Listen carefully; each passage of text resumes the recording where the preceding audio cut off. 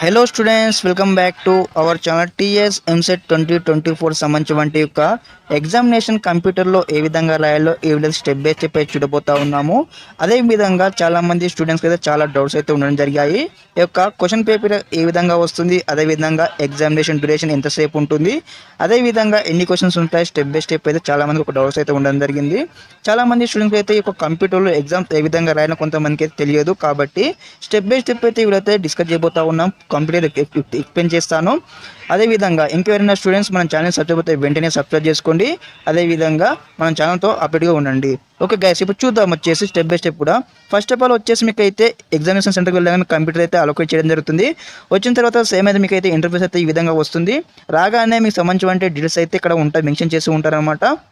అక్కడ నెక్స్ట్ మీకు చేసి మీకు అయితే ఈ విధంగా మనకైతే కొన్ని ఇన్స్ట్రక్షన్స్ వస్తాయన్నమాట. మ్యాథమెటిక్స్ నుంచి 80 క్వశ్చన్స్, ఫిజిక్స్ నుంచి 40 క్వశ్చన్స్, కేబిస్ నుంచి 40 క్వశ్చన్స్, మొత్తం 160 క్వశ్చన్స్ ఉంటాయన్నమాట. ఆ 160 క్వశ్చన్స్ మనం అయితే అటెంప్ట్ చేయాల్సి ఉంటుంది. అదేవిధంగా చాలామంది స్టూడెంట్స్ వచ్చేసి కూడా కొన్ని క్వశ్చన్స్ అటెంప్ట్ చేస్తారు, కొన్ని క్వశ్చన్స్ స్కిప్ చేసి వచ్చేస్తూ ఉంటారు. కాబట్టి ప్రతి ఒక్కరికి కూడా అన్ని క్వశ్చన్స్ అటెంప్ట్ చేయండి. Okay, I'm ready begin to click చేయాలి. ఓకే, క్లిక్ చేయగానే నెక్స్ట్ ఇంటర్ఫేస్ అయితే ఈ విధంగా వస్తుంది. కంప్యూటర్లో వచ్చేసి కూడా సేమ్ మీకు ఇప్పుడు ఏ విధంగా కనిపిస్తుందో సేమ్ ఆ విధంగానే మనకైతే ఇంటర్ఫేస్ వస్తూ ఉంటుంది. మీరు ఎగ్జామ్ రాసేటప్పుడు కూడా ఇక్కడ వచ్చేసి ఇక్కడ మనకు మ్యాథ్స్ ఉంటుంది, ఫిజిక్స్ ఉంటుంది, అదేవిధంగా కెమిస్ట్రీ కూడా మనకి ఇక్కడ ఉంటుందన్నమాట.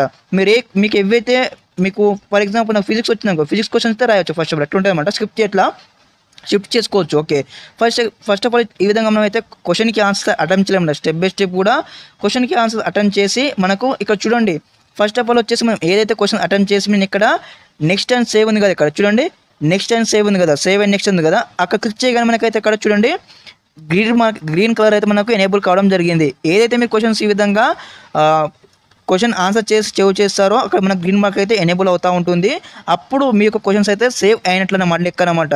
చాలామంది స్టూడెంట్స్ అయితే సేవ్ ఇట్లా మనకు అక్కడ వచ్చేసి సెలెక్ట్ చేసుకుంటారు, డైరెక్ట్గా వెళ్ళిపోతారు అనమాట.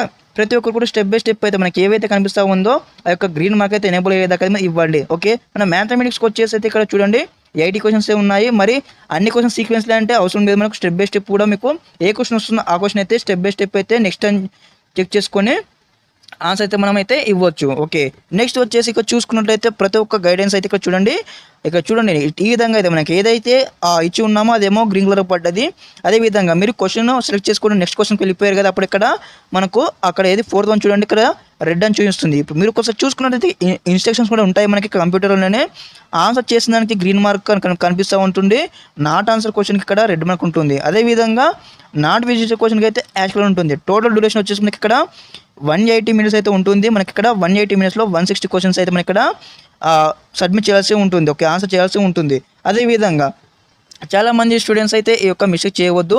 ప్రతి ఒక్క క్వశ్చన్ అయితే అటెంప్ట్ చేయండి. 160 క్వశ్చన్స్ అయితే అటెంప్ట్ చేయండి. ఎందుకంటే ఇక్కడ వచ్చేసి మనకి ఇక్కడ టైం అనేది కూడా 180 మినిట్స్ ఉంది. అదేవిధంగా మనకు వచ్చేసి ఎటువంటి నెగిటివ్ మార్క్స్ ఉండవు అన్నమాట ఈ యొక్క ఎగ్జామినేషన్లో. కాబట్టి ప్రతి ఒక్కరు కూడా అన్ని ఫిజిక్స్, కెమిస్ట్రీ ప్రతి ఒక్కరు కూడా కంప్లీట్గా బైపీసీ స్టూడెంట్స్ కావచ్చు, ఎంపీ స్టూడెంట్స్ కావచ్చు 160 క్వశ్చన్కి 160 క్వశ్చన్స్ అయితే అటెంప్ట్ చేసి రండి. ఓకే, మనకి ఎక్కువ ర్యాంకింగ్లో కూడా మనకైతే ఫర్ ఎగ్జాంపుల్ మీరు రైట్ ఇచ్చిన క్వశ్చన్ రైట్ అయితే, రాంగ్ ఇచ్చిన క్వశ్చన్ అందులో ఏదో ఒకటి మీకు టచ్ అయినట్టయితే రైట్ అవుతుంది. కాబట్టి మీకు స్కోర్ కూడా బాగా అయితే రానికుంటుంది. నేను వచ్చేసి ఏదైతే నేను మీ లెక్కనే ఇంటర్ అయిపోయిన తర్వాత ఎంసెట్ రాశాను. నేను కూడా నాకు కొన్ని క్వశ్చన్స్ వచ్చాయి, కొన్ని క్వశ్చన్స్ రాలేవు. నేను కూడా సేమ్ అన్ని క్వశ్చన్స్ అటెంప్ట్ చేశాను.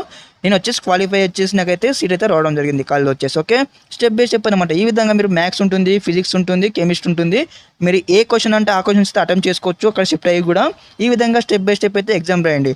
అన్ని క్వశ్చన్స్ కంప్లీట్ కాగానే ఇక్కడ సబ్మిట్ బటన్ మీద క్లిక్ చేసి సబ్మిట్ చేయండి. ఓకే.